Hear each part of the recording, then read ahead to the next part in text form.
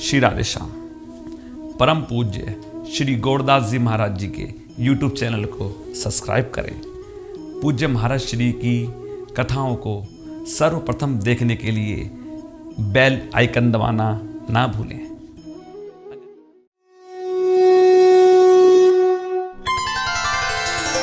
गीता ज्ञान दाता है, गीता वैराग्य दाता है, गीता भक्ति दाता है। बंधुओं, श्रीमद् भगवद गीता के महात्म्य वर्णन है।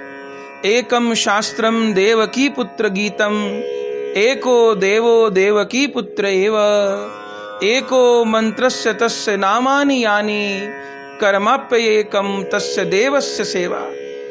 देवकी नंदन भगवान श्री कृष्ण का कहा हुआ गीता शास्त्र ही एकमात्र उत्तम शास्त्र है।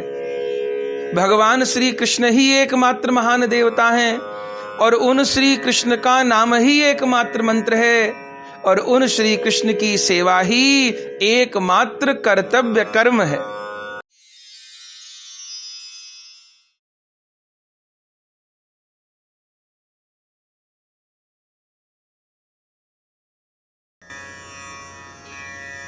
वंदेहं श्रीगुरो श्रीयुतपदकमलं श्रीगुरुन्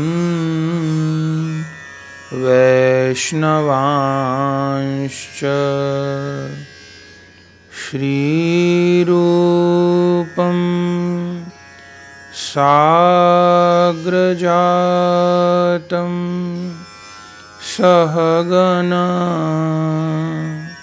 रघुनाथान्वितं तं सजीवं साद्वैतं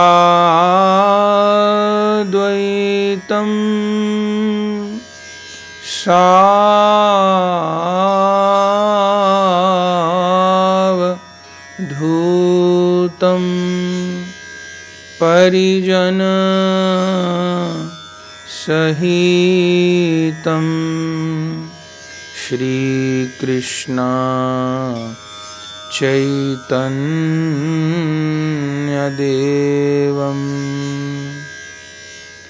श्रीराधा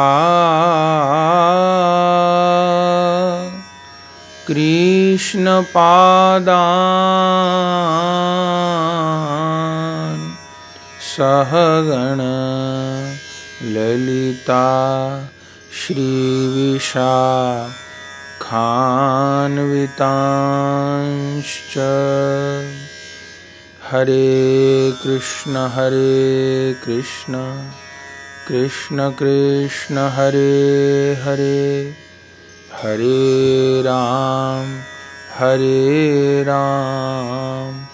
राम राम हरे हरे। भजनिताय गौर राधे श्याम, जप हरे कृष्णा हरे राम। भजनिताय गौर राधे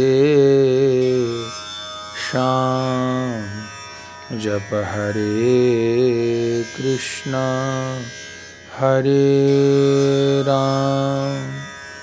भजनिताय गौर राधे श्याम, जप हरे कृष्णा हरे राम।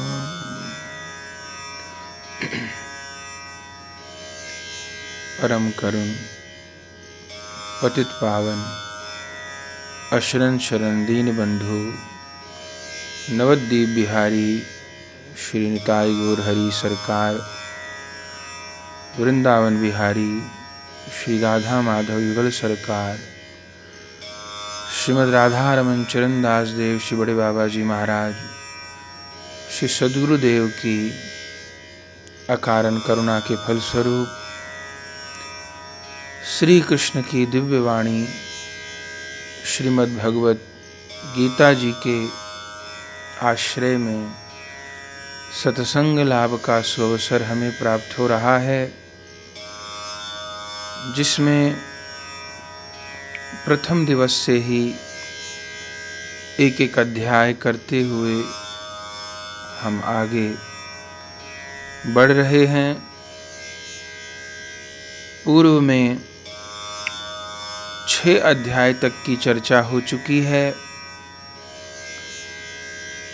कल 6ठे अध्याय में हमने सुना कि किस प्रकार भगवान ने अर्जुन को मन को वश में करने का अभ्यासेन तु कौन्तेय वैराग्येण च गृह्यते, मन को वश में करने का सूत्र बताया। और जो लोग भजन करते करते मृत्यु को प्राप्त हो जाते हैं, जो योग भ्रष्ट जीव हैं, उनकी अगले जन्म में क्या गति होती है, किस प्रकार वो पुनः अपनी साधना को प्रारंभ कर पाते हैं, इस विषय में भगवान ने स्पष्ट किया। और बहुत दृढ़ता पूर्वक भगवान ने कहा कि उन भक्तों की, उन साधकों की कभी दुर्गति नहीं होती जो एक बार भी मार्ग में लग गए। भले थोड़ा चल पाए, थोड़ा साधन कर पाए, पर जब तक वो अपनी यात्रा को पूरी नहीं कर लेते, तब तक मैं उनको उनकी साधना के अनुकूल परिवार देता हूँ, संसार देता हूँ, साधन देता हूँ, और फिर उनको आगे भगवत प्राप्ति के मार्ग पर बढ़ने का बल देता हूँ। तो उस आत्म संयम योग के प्रकरण में हमने भगवान के उन दिव्य उपदेशों को सुना। और आज 7वां अध्याय, जिस अध्याय में 30 श्लोक हैं और जिसमें भगवान ने ज्ञान विज्ञान योग का वर्णन किया है, भगवदीय ज्ञान का वर्णन किया है, जिसमें अपनी व्यापकता को भी भगवान ने बताया है। और जो आसुरी स्वभाव वाले हैं, जो भगवान को भूले हुए केवल शरीर संसार में ही भूले आसक्त जीव हैं, उनको भगवान ने फटकार भी लगाई है। जो विविध कामनाओं से विविध देवताओं के पूजन अर्चन में जीवन भर व्यस्त रहते हैं, कभी अनन्य नहीं हो पाते, उनको भी भगवान ने शुद्ध भक्ति से दूर बताया है। और कैसे अंततः जीव का परम कल्याण भगवत भक्ति में ही होता है, श्री कृष्ण शरण में ही होता है, इस बात का उल्लेख भगवान 7वें अध्याय में करेंगे। तो आज अपने 7वें अध्याय की इस विवेचना को हम प्रारंभ करें। अथ 7मोऽध्यायः श्री भगवान वाच मया सक्तमना पार्थ योगं युञ्जन्मदाश्रयः असंशयं समग्रं मां यथा ज्ञास्यसि तच्छृणु। श्री कृष्ण बोले, हे पार्थ, अनन्य प्रेम से मुझ में आसक्त चित्त और अनन्य भाव से मेरे परायण होकर योग में लगा हुआ तू जिस प्रकार से संपूर्ण विभूति, बल, ऐश्वर्य आदि गुणों से युक्त सबके आत्मा रूप मुझको संशय रहित जानेगा, उसको सुन। इस अध्याय में विशेष ज्ञान भगवान अर्जुन को प्रदान कर रहे हैं। श्रीमद् भगवद गीता जी के सारे ही अध्याय अपने आप में संपूर्ण हैं, विशेष हैं, पर उन 18 अध्याय में भी कुछ अति विशेष हैं। उन अति विशेष अध्यायों में एक ये 7वां अध्याय भी है। भगवान कह रहे हैं जिससे तुझको सब कुछ प्राप्त होगा, समाधान प्राप्त होगा, उस दिव्य ज्ञान को मैं तुझे प्रदान करता हूँ। ज्ञानम तेहम सविज्ञानमिदं वक्ष्याम्य शेषतः तज्ज्ञात्वा नेह भूयोऽन्य ज्ञातव्यम वशिष्यते। मैं तेरे लिए इस विज्ञान सहित तत्व ज्ञान को संपूर्णतया कहूँगा, जिसको जानकर संसार में फिर और कुछ भी जानने योग्य शेष नहीं रह जाता। इस दिव्य ज्ञान को सुनने के बाद फिर कुछ और जानना समझना शेष नहीं रह जाता। मनुष्याणां सहस्रेषु कश्चिद्यत्तति सिद्धये यत्तामपि सिद्धानां कश्चिन्मां वेत्ति तत्त्वतः। भगवान बहुत सुंदर बात कह रहे हैं हजारों मनुष्यों में कोई एक मेरी प्राप्ति के लिए यत्न करता है। आप सोचिए कि आज वर्तमान समय में भारत की जनसंख्या ही 135 करोड़ के लगभग होगी और पूरे विश्व की जनसंख्या 700 करोड़ से अधिक है। 7 अरब से अधिक लोग हैं। जिस 7 अरब में से 1.25 अरब से अधिक लोग तो भारत में ही हैं।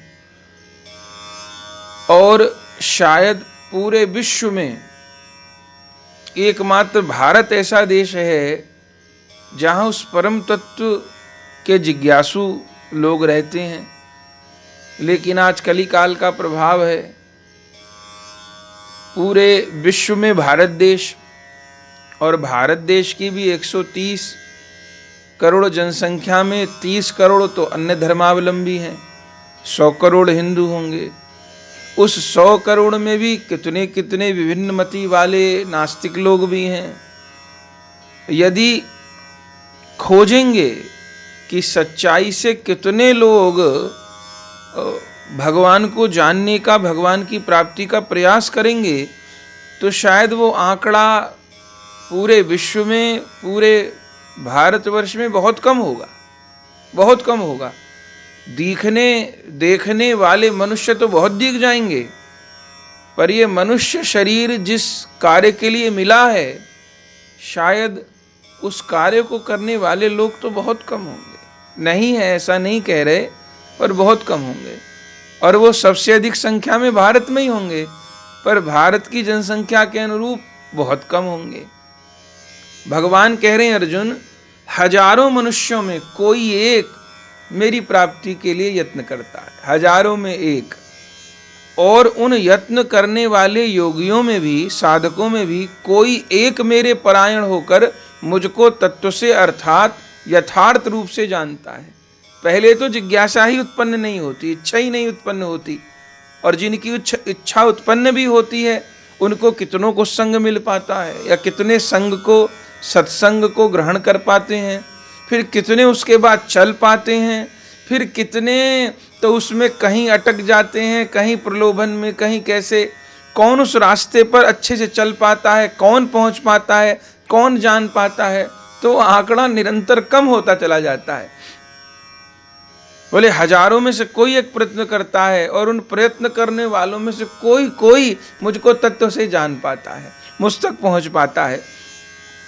आगे भगवान वर्णन कर रहे हैं, भूमिरापो नलो वायुः खम मनो बुद्धिरेव च अहंकार इतीयं मे भिन्ना प्रकृतिरष्टधा अपरये मितस्त्वन्यां प्रकृतिं विद्धि मे परां जीवभूतां महाबाहो ययेदं धार्यते जगत्। पृथ्वी, जल, अग्नि, वायु, आकाश, मन, बुद्धि और अहंकार। इस प्रकार यह 8 प्रकार से विभाजित मेरी प्रकृति है। प्रकृति में कौन कौन है?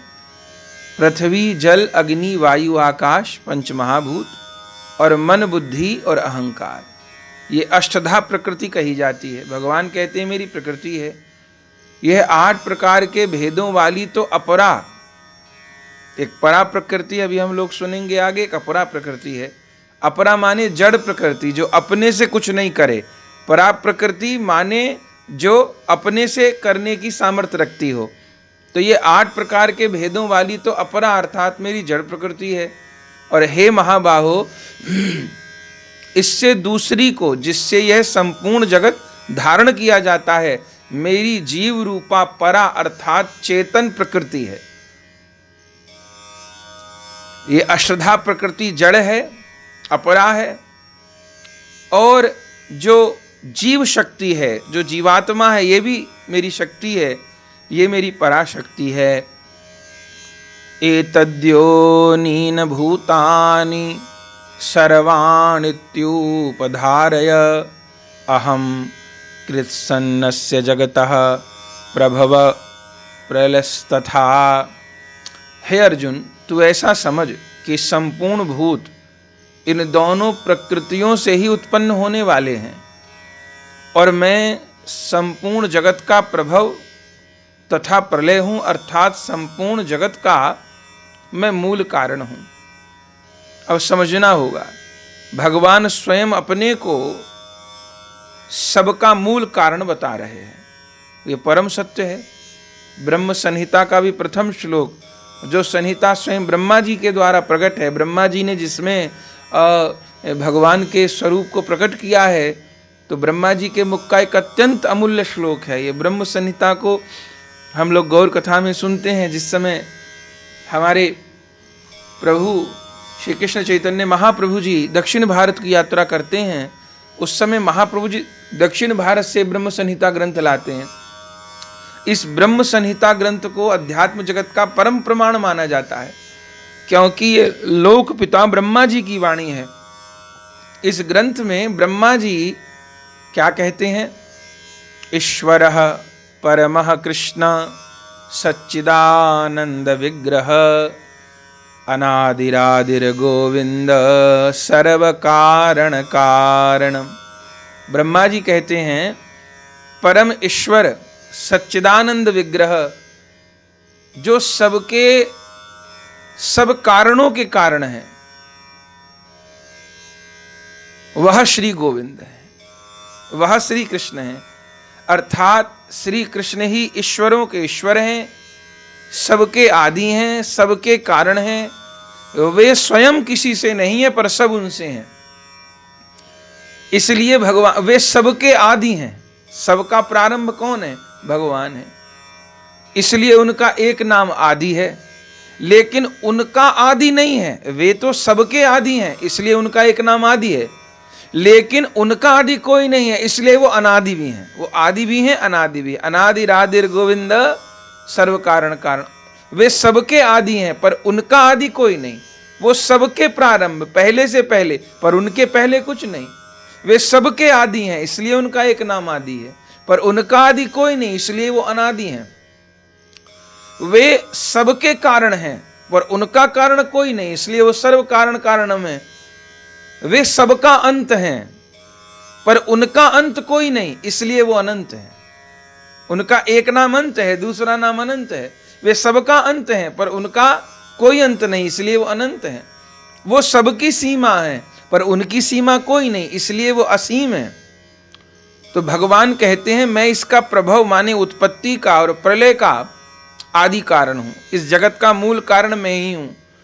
और ये अष्टधा मेरी अपरा प्रकृति है और जीव मेरी परा प्रकृति है।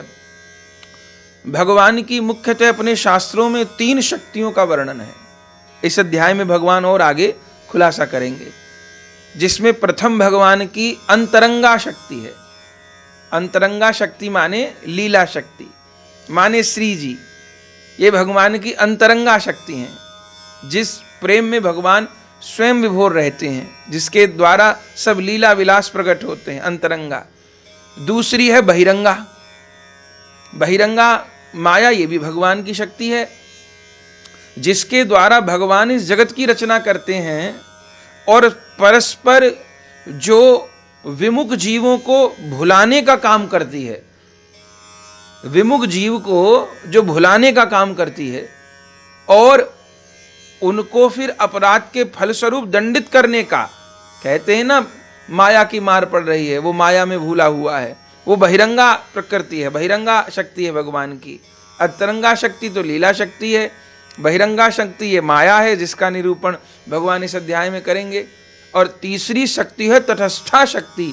ये तटस्था शक्ति ही जीव है, जिस जीव के द्वारा अष्टधा प्रकृति का संचालन होता है अणु रूप में। मुख्य रूप से तो भगवान ही है, लेकिन जो इस अष्टधा प्रकृति का दोहन करता रहता है, पृथ्वी का, जल का, वायु का, आकाश का, क्या क्या करता है, अपनी उपलब्धि के लिए, सुविधा के लिए पूरे वातावरण में प्रदूषण पैदा कर देता है, वो भगवान की सपरा प्रकृति का अविदोहन करता है। तो इन दो के द्वारा ही इस जगत की उत्पत्ति होती है। आगे भगवान कह रहे हैं, मत्तः परतरम नान्यत् किंचिदस्ति धनंजयः मयि सर्वमिदं प्रोतम सूत्रे मणिगणा इव। बहुत सुंदर उदाहरण दे रहे हैं। हे धनंजय, मुझसे भिन्न दूसरा कोई भी परम कारण नहीं है। यह संपूर्ण जगत सूत्र में, सूत्र के मणियों के सदृश मुझ में गुथा हुआ है। जैसे एक सूत्र के भीतर सारे मणियां पिरे होते हैं, ऐसे ये सूत्र में सूत्र के मणियों की दृश्य ये जगत मुझ में विराजमान है, मेरे से बाहर कुछ नहीं है। रसोहमप्सु कौन्तेय प्रभास्मि शशि सूर्ययोः प्रणवः सर्ववेदेषु शब्दः खे पौरुषम निषु। हे अर्जुन, मैं जल में रस हूँ, चंद्रमा और सूर्य में प्रकाश हूँ, संपूर्ण वेदों में ओंकार हूँ, आकाश में शब्द और पुरुषों में पुरुषत्व हूँ, जल में मैं रस हूँ। भगवान अपनी व्यापकता का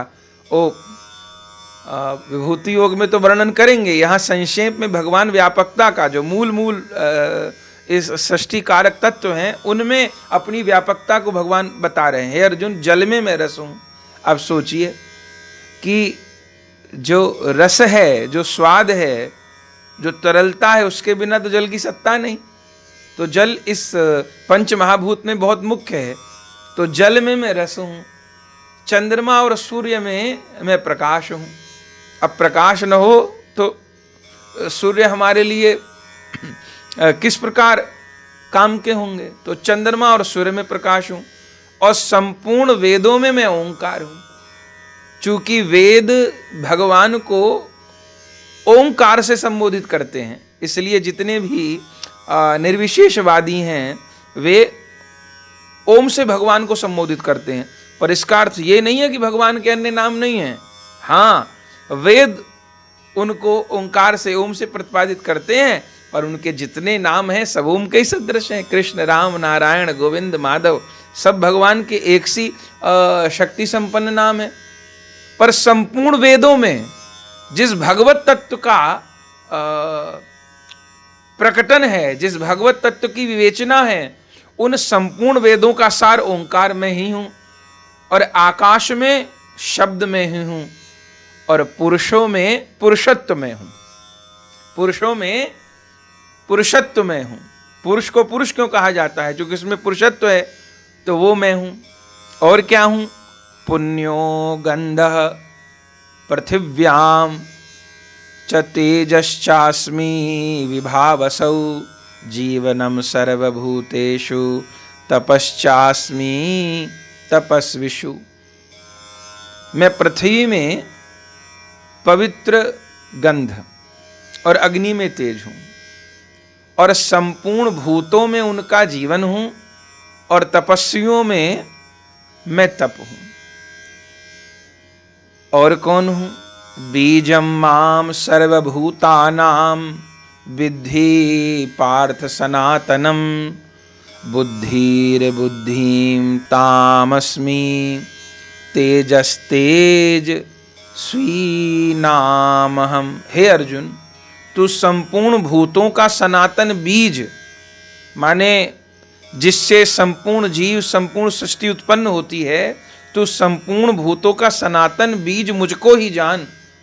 मैं बुद्धिमानों की बुद्धि और तेजस्वियों का तेज हूं। और कौन हूं? बलम बलवताम चाहम कामराग विवर्जितम धर्मा विरुद्धो भूतेषु कामुस्मि भरतर्षभ। हे भरत श्रेष्ठ, मैं बलवानों का आसक्ति और कामनाओं से रहित बल सामर्थ्य में ही हूं। बलवान के भीतर जो बल है, यहाँ आसक्ति और कामनाओं से रहित क्यों कहा गया? क्योंकि बलवान का बल किसी को सताने के लिए नहीं होता। अब आसक्ति और कामना से युक्त होगा तो वो अपने हित के लिए अपने बल का प्रयोग करेगा। लेकिन बलवानों के भीतर जो बल है, जो कि गौ की, ब्राह्मण की, राष्ट्र की रक्षा के लिए उपयोग हो रहा है, उन बलवानों का आसक्ति और कामनाओं से रहित बल सामर्थ्य में हूं। और सब भूतों में धर्म के अनुकूल अर्थात शास्त्र के अनुकूल। ऐसा क्यों कहा भगवान ने? क्योंकि धर्म के अनुकूल, जैसे कि एक नाजायज संबंध में भी काम होता है और एक विवाह के उपरांत पति पत्नी के बीच जो प्रेम होता है वो भी काम होता है। लेकिन विवाह से पूर्व ऐसे किसी भी लड़की, किसी भी लड़के के साथ काम क्रीड़ा करने को हमारे शास्त्र, हमारा समाज, हमारा धर्म अधर्म कहता है, पाप कहता है। लेकिन वही काम क्रीड़ा विवाह के उपरांत अग्नि को साक्षी मान करके एक पिता ने अपनी कन्या का कन्यादान कर दिया और जो जानते नहीं थे लड़का लड़की वो विवाह के बंधन में बंध गए। अब संतान उत्पत्ति के लिए वो काम को स्वीकार कर रहे हैं, तो वो जो काम है भगवान कह रहे हैं वो सब भूतों में धर्म के अनुकूल और शास्त्र के अनुकूल। माने जो कितनी अद्भुत बात है, माने कि एक नाजायज संबंध, एक पर स्त्री के साथ गमन हो रहा है, पर पुरुष के साथ गमन हो रहा है, काम वो भी है पर वो काम भगवान नहीं है। लेकिन एक धर्माचरण युक्त पति पत्नी के बीच में जो संतान उत्पत्ति के लिए जो प्रयास है, बाह्य रूप में उसको भी काम कहा जाएगा, पर वो अच्छी संतान उत्पत्ति हो, इसके लिए उस काम को स्वीकार किया जा रहा है। तो धन्य है हमारे देश के शास्त्र और धन्य है हमारे गोविंद की वाणी। प्रभु कहते हैं उन सब भूतों में धर्म के अनुकूल और शास्त्र के अनुकूल मैं काम हूं। जहां धर्म के अनुकूल, शास्त्र के अनुकूल, हमें पहले भी इस बात को निवेदन कर चुके कि हमारे ऋषियों ने उस काम को, जहां पर योग्य संतान प्राप्ति के लिए पति पत्नी सहवास में प्रवृत्त हो रहे हैं, उस सहवास को भी यज्ञ कहा गया है, उस संभोग को भी यज्ञ कहा गया है। ऐसी विधा, ऐसा उज्जवल, ऐसा स्पष्ट ज्ञान कहां होगा? इस भारतीय सनातन ज्ञान से बढ़कर ज्ञान कहां होगा बंधुओं? भगवान कहते हैं वो धर्म अनुकूल, शास्त्र अनुकूल काम भी मैं हूं। और ये चैव सात्विका भावा राजसास्ताम साश्च ये मत्त एवेति तान विद्धि न त्वहम तेषु ते मयि। और भी जो सत्वगुण से उत्पन्न होने वाले भाव हैं और जो रजोगुण से तथा तमोगुण से होने वाले भाव हैं, उन सबको तू मुझसे ही होने वाले हैं ऐसा जान, परंतु वास्तव में उनमें मैं और वे मुझ में नहीं है। जो भी गुणों की उत्पत्ति हो रही है, अब इस बात को इसी अर्थ में अपने को समझना है कि जैसे कि पीछे भी बिजली का उदाहरण देकर बताया गया कि हमारे घर में जो बिजली लगी है, लाइन आ रही है बाहर से और उन तारों में बिजली घर से ट्रांसफॉर्मर से करंट आ रहा है, तो उस करंट की तरह भगवान शक्ति दे रहे हैं काम करने की। पर उस बिजली का हम क्या उपयोग करें? हम अपने घर में रोशनी कर लें, हम एसी चला लें, हम साउंड सिस्टम चला लें, हम अच्छा डेक चला लें, उसमें मधुर भजन सुने, मोबाइल को चार्ज कर लें, या पंखा चला लें, या नंगे तार को पकड़ करके मर जाएं, वो बिजली, वो करंट मना नहीं करेगा। तो भगवान कह रहे हैं सब गुण मुझ में उत्पन्न है, पर सब में होते हुए मैं नहीं हूं और सब मुझ में होते हुए भी नहीं है। आगे प्रभु कह रहे हैं त्रिभिर्गुणमयीर भावैरेभि सर्वमिदं जगत मोहितं नाभिजानाति मामेभ्य परम व्ययम्।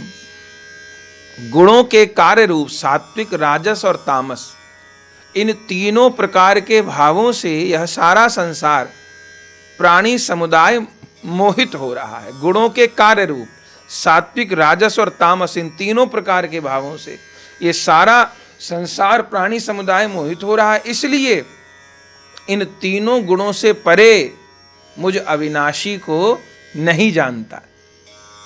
ऐसे समझिए कि घर में बिजली की लाइन आ रही थी, लेकिन वो करंट तो हमको नहीं दिख रहा ना। हमको क्या दिखता है? हमको बिजली दिखाई देती है, पंखा चलता दिखाई देता है, एसी चलता दिखाई देता है, साउंड सिस्टम चलता हुआ दिखाई देता है, और बिजली के उपकरण चलते हुए दिखाई देते हैं। लेकिन कोई कहे मैं तो देख के ही मानूंगा, देख के ही मानूंगा, तो आज तक हमने करंट को देखा है क्या? नहीं देखा। लेकिन करंट को देखा नहीं तो क्या हम ये स्वीकार नहीं करेंगे कि करंट है कि नहीं है? अरे यदि बिजली न हो, करंट न हो, तो ये बिजली के उपकरण कैसे चलेंगे? तो बोले हम तो देखे भी नहीं मानते, हमको दिखाओ। तो कोई तार को दिखा देगा, ट्रांसफार्मर को दिखा देगा, बिजली घर को दिखा देगा, उपकरणों को दिखा दे, कोई करंट को कैसे दिखाएगा? लेकिन चूंकि ये सब उपकरण चल रहे हैं, एक वैज्ञानिक सिद्धांत है कि कार्य के पीछे कारण होता है। एक लकड़ी की चौकी है, वो कार्य है, उसके पीछे कारण है। वो लकड़ी की चौकी बनी कैसे? बोले बढ़ई ने बनाई। और बढ़ई ने कैसे बनाई? लकड़ी से बनाई। तो लकड़ी कहां से आई? पेड़ से आई। तो उस चौकी को बनाने का जो निमित्त कारण हुआ वो बढ़ई हुआ, जो उपादान कारण हुआ वो वृक्ष हुआ। तो हर कार्य के पीछे कारण है। तो बिजली के उपकरण चल रहे हैं, ये कार्य है, पर इसका कारण बिजली है। तो ऐसे समझना होगा ये सारा जगत चल रहा है, तो इसका कोई संचालक नहीं है क्या? ये चांद, ये सितारे, ये फूल, ये सूर्य, ये पृथ्वी, हर ग्रह अपनी अपनी धुरी पर घूम रहा है, अपनी कक्षा में घूम रहा है, समय पर सूर्य निकल रहा है, समय पे सूर्यास्त, समय पे चंद्रोदय, समय पे चंद्रास्त हो रहे हैं, ऋतुआं बदल रही हैं, महीने परिवर्तित हो रहे हैं, सर्दी गर्मी आ रही है, जीवों की उत्पत्ति हो रही है, क्षरण हो रहा है, मृत्यु हो रही है, विकास हो रहा है, ह्रास हो रहा है, विनाश हो रहा है। इसके पीछे कोई संचालक नहीं है। जो नास्तिकवादी हैं वो कितनी बड़ी मूर्खता है। एक छोटे से कार्य के पीछे कोई कारण है, तो इतनी बड़ी सृष्टि का कोई कारण नहीं है। तो भगवान कह रहे हैं जो सात्विक, राजसिक, तामसिक गुणों से ग्रस्त हैं, माने इनसे बाहर नहीं आ पाते, वे मेरे को जान नहीं पाते। वे इन कभी तामसिक गुण के प्रभाव में, कभी राजसिक के प्रभाव में रहते हैं और मुझको नहीं जान पाते। माने लाइट को तो स्वीकार करते हैं, पंखा, बिजली को तो स्वीकार करते हैं, पर इनको चलाने वाली लाइट, करंट है, तार को तो स्वीकार करते हैं, पर उस करंट को स्वीकार नहीं करते। तो इसको मूढ़ता कहा जाएगा, इसको अज्ञान कहा जाएगा, इसको अल्पज्ञता कहा जाएगा। भगवान बहुत सुंदर बात कह रहे हैं। ये सब क्यों होता है? बोले द्वेवी हैषा गुणमयी मम माया दुरत्यया मामेव ये प्रपद्यन्ते मायामेतां तरन्ति ते। क्योंकि यह अलौकिक अर्थात अति अद्भुत मेरी त्रिगुणमयी माया बड़ी दुस्तर है। मम माया दुरत्या, बड़ी दुस्तर है। परंतु जो पुरुष केवल मुझको ही निरंतर भजते हैं और वे इस माया को उल्लंघन कर जाते हैं, ये माया बड़ी दुरत्या है, मेरी है। अभी सुना ना, एक अंतरंगा माया, एक बहिरंगा माया। यह बहिरंगा माया की चर्चा हो रही, चूंकि गुणमयी है, त्रिगुणमयी है, सात्विक, राजसिक, तामसिक, इन गुणों के भीतर है, पर है भगवान की। तभी तो मम माया कह रहे हैं, मेरी माया, मम माया दुरत्या, मेरी माया बड़ी दुस्तर है। तो इस माया ने जीव को उलझाया है। क्यों उलझाया है? जो स्वयं को नियंत्रक मान रहा था, जो भगवान भगवदीय तत्व को स्वीकार नहीं कर रहा, जो भगवत मार्ग पर चलने का प्रयास नहीं कर रहा, जिसने अपने जीवन का लक्ष्य बस कमाओ, खाओ और सो जाओ। किसी से पूछो कि भाई आप ये सब क्यों कर रहे हैं? व्यापार में कोई जा रहा है, नौकरी के लिए कोई जा रहा है, तो उससे पूछो कि भैया आप ये इतनी मेहनत करके पैसा कमा रहे हैं, क्यों कमा रहे हैं आप? वो कहेगा बड़े मूर्ख हो आप, ऐसी बात पूछ रहे हो। अरे कमाएंगे नहीं तो खाएंगे क्या? बोले अच्छा, तो हमने समझ लिया कि आप खाने के लिए कमा रहे हैं, सुविधाओं के लिए कमा रहे हैं। चलो बिल्कुल ठीक बा। तो एक बात और आप बता दो हमको कि आप खा क्यों रहे हैं? वो कहेगा बड़े मूर्ख हो। अरे कौन किस लिए खाता है? खाएंगे नहीं तो मर जाएंगे, शरीर कैसे चलेगा? तो जीने के लिए खा रहे हैं। तो उससे हाथ जोड़कर एक बात और पूछ लो, नाराज हो मत हो ना, एक बात का उत्तर हो देते, तो तुम जी क्यों रहे हो? क्यों जी रहे हो? जीने का कारण क्या है? कब तक जी रहे हो? तो क्या कहेगा, जब तक मौत नहीं आती तब तक जी रहे। तो मलिक कितनी हास्यपद बात हो गई कि खाने के लिए कमा रहे हैं और जीने के लिए खा रहे हैं और मरने के लिए जी रहे हैं, मरने के लिए जी रहे हैं। इसी को जीवन कहते हैं। क्या यही मनुष्यता है? तब तो शायद पशु अच्छे हैं। भगवान कह रहे हैं ये जो मेरी त्रिगुणमयी माया है, ये जो सात्विक, राजसिक, तामसिक, ये त्रिगुणमयी जो मेरी माया है बड़ी दुस्तर है। ये जीव को उलझाए रहती है। पर किसको उलझाए रहती है? जो इसमें फंसता है। जैसे कि हम सड़क पर जा रहे हैं और सड़क पर दलदल भी है, सड़क पर सूखा रास्ता भी है। अब हम देख के नहीं चले, उस दलदल में जा गिरे, अब दलदल में गिर गए तो फिर फंसते रह गए हम। अब हम डूब रहे हैं तो कोई ये कहे कि मुझे दलदल ने अपने में गिरा लिया, समाप्त कर दिया, तो ऐसा नहीं। उस रास्ते पर दलदल भी थी, सूखा रास्ता भी था, हम देख के नहीं चले, हम दलदल में गिर गए। तो केवल दलदल को दोष नहीं दिया जाएगा, हम देख के नहीं चले, संभल के नहीं चले, दलदल में गिर गए। अच्छा गिर गए तो अब निकलने का क्या उपाय है? विडंबना यह है कि दलदल में गिर गए, किस लिए गिरे? अपनी असावधानी से गिरे, देख के नहीं चले, इसलिए दलदल में गिरे। और विडंबना यह है कि दलदल में गिर के अब दलदल से ही खेल रहे हैं, अब दलदल में ही आनंद आ रहा है, कीचड़ उछालने में, कीचड़ खेलने में, कीचड़ खाने में, कीचड़ को शरीर में लगाने में।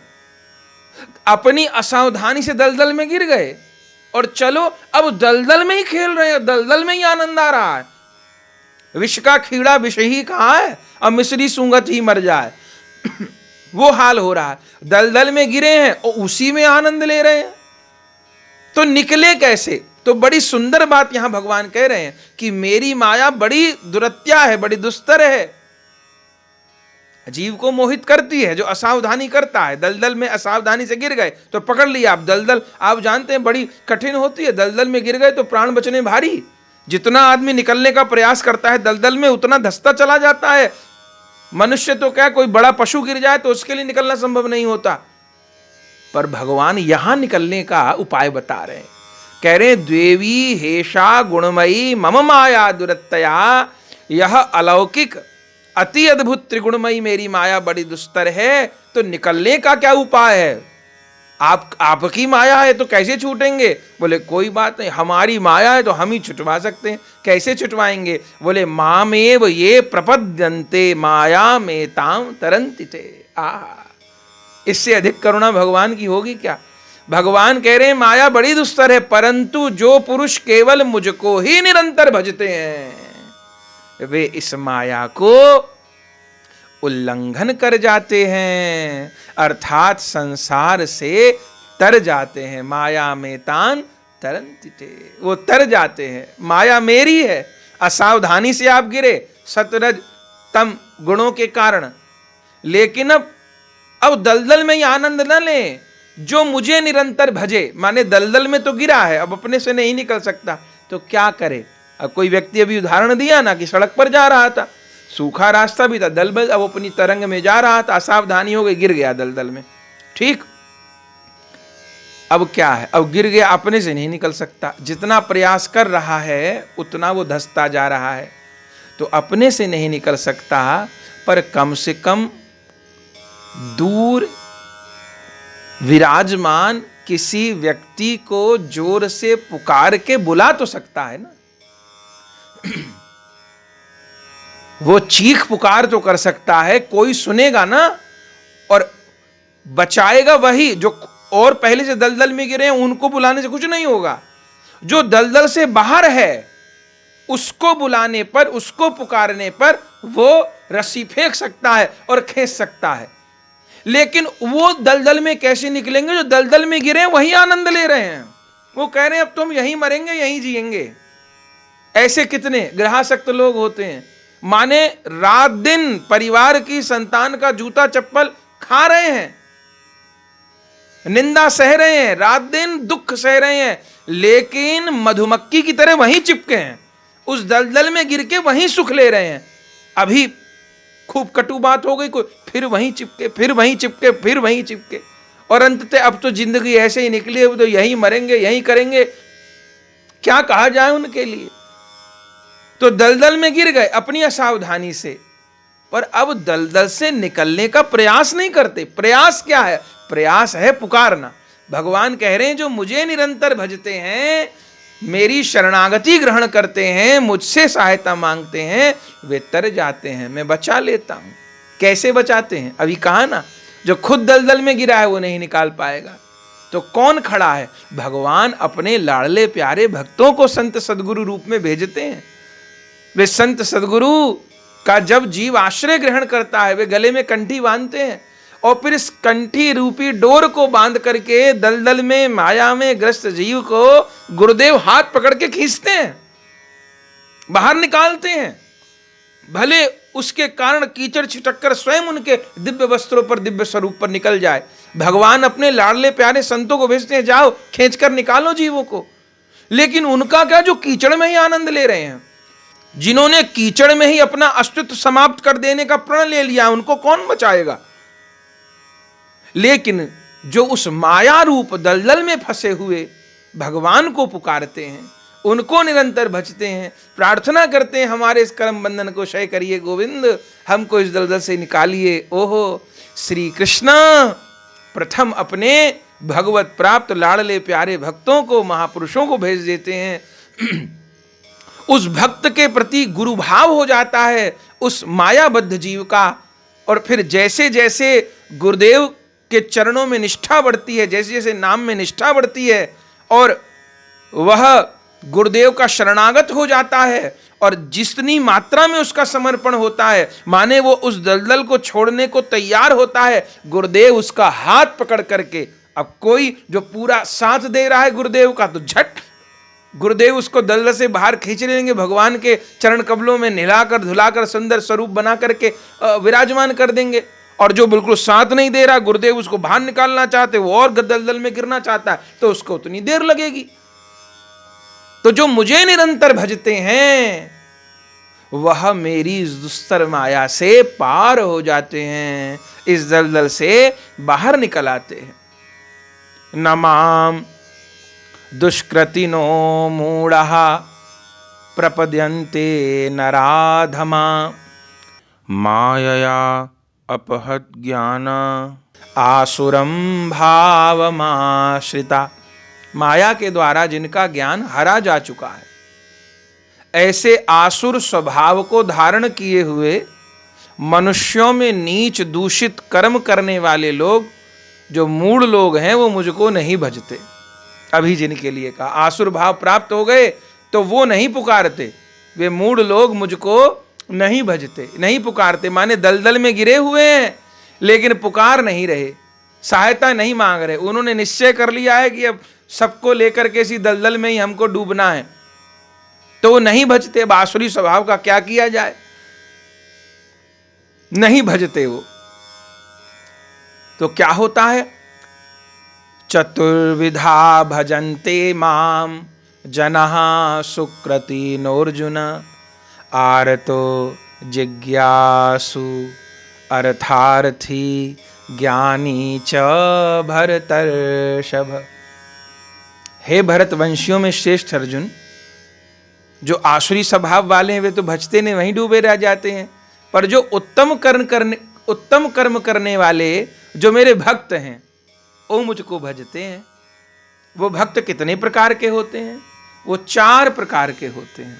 अर्थार्थी, स्वयं भगवान कह रहे हैं भक्त कितने प्रकार के होते हैं, अर्थार्थी, आर्त, जिज्ञासु और ज्ञानी।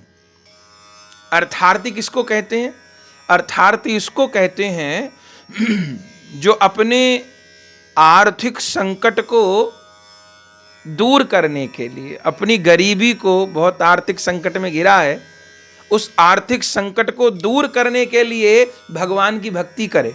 देखिए भले इन भक्तों का एक क्रम है, पर अर्थार्थी भी भक्त है, आर्ति भक्त है, जिज्ञासु भक्त है, इनका क्रम है। अर्थार्थी, उससे ऊपर आर्त, उससे ऊपर जिज्ञासु और सबसे ऊपर ज्ञानी प्रेमी भक्त है। अर्थार्थी भी भक्त है, पर इसको समझना होगा। कोई कहेगा फिर तो जितने भी धन की कामना करते हैं वो सब अर्थार्थी भक्त हैं, पर यहां शर्त है अर्थ की कामना हो, पर किसी और से नहीं, फिर केवल भगवान से। जैसे सुदामा जी को तो अर्थार्थी भक्त नहीं कहा जा सकता, क्योंकि सुदामा जी तो चाहते नहीं थे, पर हां उनकी पत्नी सुशीला जी को अर्थार्थी भक्त कहा जा सकता है। क्यों? क्योंकि घर में बच्चे भूखे थे, उनको अपनी आर्थिक विपत्ति को दूर करना था, लेकिन आर्थिक विपत्ति को दूर करने के लिए उन्होंने किसी ग्रह की उपासना करने को नहीं कहा, उन्होंने कहीं जाकर के टोटका करने को नहीं कहा, जल चढ़ाने को नहीं कहा, नारियल चढ़ाने को नहीं कहा, कहीं तंत्र मंत्र करने को नहीं कहा। अर्थ की आवश्यकता थी, आर्थिक संकट से जूझ रही थी सुशीला, बच्चे भूखे मरने को तैयार थे, तो अर्थ चाहिए था, तो उसके लिए द्वारिका जाने को कहा। इस बात को समझना होगा। माने अर्थ की इच्छा है, लेकिन उससे भी उधार मांग लेते हैं, उससे भी उधार मांग लेते हैं, वहां पर दिया भी जलाए आए, वहां टोटका भी करे आए, और पीर बाबा पे भी चद्दर चढ़ाए आए, ये भी कर लिया, उस ग्रह को भी पूज लिया, वहां नारियल भी फोड़ दिया, और हां राधे राधे भी कर ली जी, नारायण कवच भी कर लिया जी, गोपाल सहस्त्र नाम भी कर लेते हैं, और बाकी सब भी। तो वो अर्थार्थी नहीं, वो तो व्यभिचारी भक्त है, वो भक्त नहीं, भक्त कहना गलत, वो केवल व्यभिचारी है, वो केवल अर्थार्थी है, वो अर्थ चाहता है। वो अर्थार्थी भक्त भले भक्तों की श्रेणी में नीचे वाले स्तर पे हैं, पर वो अर्थार्थी भक्त भी तब बनेंगे अर्थ चाहे, पर किससे? गोविंद से, भगवान से ही अर्थ चाहे, तब वो अर्थार्थी भक्त है। सुशीला अर्थार्थी भक्त कही जाएंगी, लेकिन सब नहीं कहे जाएंगे, क्योंकि सुशीला ने केवल अपने पति को द्वारिका भेजने के लिए ही कहा, इसलिए वो अर्थार्थी भक्त हैं। और वो अन्य साधन कर लेती, नहीं जानते थे क्या श्री सुदामा जी उपाय? इतने बड़े पंडित थे, 10 उपाय बता देते, अपनी पत्री देख लेते, ज्योतिषाचार्य थे, किस ग्रह के कारण गड़बड़ हो रही है, उस ग्रह की आराधना। कुछ नहीं किया, किसी ग्रह की आराधना नहीं की, कोई तंत्र मंत्र नहीं का, किसी से कोई सहायता नहीं मांगी कभी। हां, अर्थ की जब अत्यंत आवश्यकता हुई तो सुशीला जी ने, सुदामा जी की पत्नी ने भगवान के पास भेजा, तो उनको अर्थार्थी भक्त कहा जा सकता है। दूसरे भक्त होते आर्त। आर्त भक्त किसको कहते हैं? जो संकट का निवारण करने के लिए भगवान की भक्ति करते हैं। जैसे द्रौपदी भगवान की आर्त भक्त हैं, गजेंद्र आर्त भक्त हैं। आर्त हो गई तो भगवान को पुकारा गजेंद्र ने, आर्त भक्त हैं। लेकिन अब आर्त तो बहुत है, सब आर्त अपने को भक्त नहीं कह सकते। कोई रोग से बिलबिला रहा है, किसी का पैर कट गया है, किसी को कोई रोग हो गया है, किसी को कोई मार रहा है, कूट रहा है, लेकिन वो आर्त तो है, लेकिन वो रोग से चिल्ला रहा है, लेकिन 10 लोगों से सहायता मांग रहा है। कभी अपने भाग को कोस रहा है, कभी कुछ कर रहा है, कभी कुछ कर रहा है, 10 तरीके के उपाय कर रहा है। या किसी संकट में है तो वो मुझे बचा लेगा। वो हम द्रौपदी जी का चरित्र सुनते हैं ना, द्रौपदी जी के दुशासन ने साड़ी खींची, उनको निर्वस्त्र करना चाहा। भगवान तब तक नहीं आए जब तक वो भीष्म पितामह से, कृपाचार्य से और धृतराष्ट्र से, अपने 5 पतियों से सहायता मांगती रही। क्यों? क्योंकि तब तक वो आर्त भक्ति की श्रेणी में नहीं थी, तब तक वो केवल आर्त थी। वो कभी धृतराष्ट्र के पैर पकड़ती हैं, कभी वो भीष्म पितामह को, कभी वो कृपाचार्य जी को, कभी वो द्रोणाचार्य को, कभी युधिष्ठिर को, कभी अर्जुन को, कभी भीम को, सबसे सहायता मांगी। तब तक वो भक्त नहीं है, वो केवल आर्त हैं, इसलिए भगवान ने सहायता नहीं की। और जब सबने मुंह मोड़ लिया और आखिर में हे द्वारिकावासी, हे गोविंद, हे कृष्णा, जब सबसे आशा छोड़ दी और दोनों हाथ ऊपर करके गोविंद को पुकारा, तब वो आर्त भक्त की श्रेणी में आई। और तब दुशासन को बल घट्यो न 10 गज चीर। आर्त बनी तो भगवान ने कल्याण कर दिया, उनके कष्ट को दूर कर दिया। या गजेंद्र के विषय में हम सब जानते हैं कि फंसे सरोवर में, जब तक अपनी पत्नी बच्चों से सहायता मांगते रहे, भगवान नहीं आए और खूब खींच कर ले गया। और दूसरे सहायता मांगने से हुआ भी क्या? कुछ लाभ तो हुआ नहीं। पर अंततः मृत्यु के क्षण में सच्चाई से भगवान को पुकार लिया, हे गोविंद मेरी सहायता करो। गिरम आह कृच्छात नारायण अखिल गुरु भगवन नमते। जब प्रभु को पुकारा, प्रणाम किया, तो तुरंत भगवान आ गए। पहले क्यों नहीं आए? पहले भी तो इतने समय से लड़ रहे थे। भागवत जी में तो कितना वर्णन है, कितने समय से लड़ रहे थे। पर तब तक वो आर्त भक्त नहीं थे, केवल आर्त थे, चीख रहे, चिल्ला रहे थे। पर बेटा बचावेगा, पत्नी बचावेगी, बहू बचाएगी, ये आवेगा, वो आवेगा। आर्त नहीं थे, आर्त भक्त नहीं थे। आर्त थे केवल, वो व्याकुल थे पर भक्त नहीं। आर्तता भक्ति कम मानी जाएगी जब आर्त भाव में, विकलता भाव में, संकट के भाव में एकमात्र गोविंद ही मेरे रक्षक हैं, एकमात्र श्री कृष्ण ही मेरे आश्रय हैं, ये भाव होगा। तब गोविंद पुकार को सुनेंगे। तो पहले अर्थार्थी भक्त जो धन के लिए भगवान का भजन करे, दूसरे आर्त भक्त जो संकट से निवारण के लिए भगवान का भजन करे, तीसरे जिज्ञासु भक्त जो अपनी जिज्ञासा समाधान के लिए भगवान कौन है, क्या है, उनको कैसे समझा जा सकता है, अनुभव किया जा सकता है, इस भाव से भगवान का भजन करें। और ऊपर वाली सीढ़ी है, लेकिन सबसे ऊपर है ज्ञानी भक्त, माने प्रेमी भक्त, जो भगवान के लिए भगवान को भजते हैं।